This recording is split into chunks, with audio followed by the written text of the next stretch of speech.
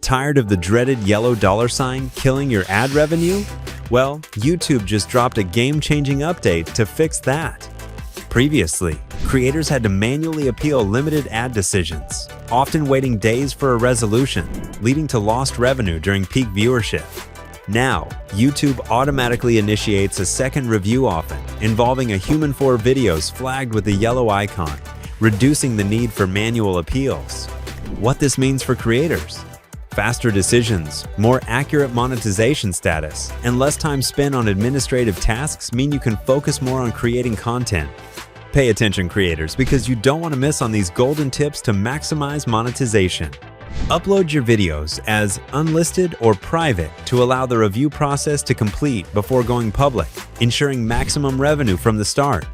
Embrace the new system, optimize your upload strategy, and watch your earnings grow. Don't forget to like, subscribe, and hit the bell for more creator tips.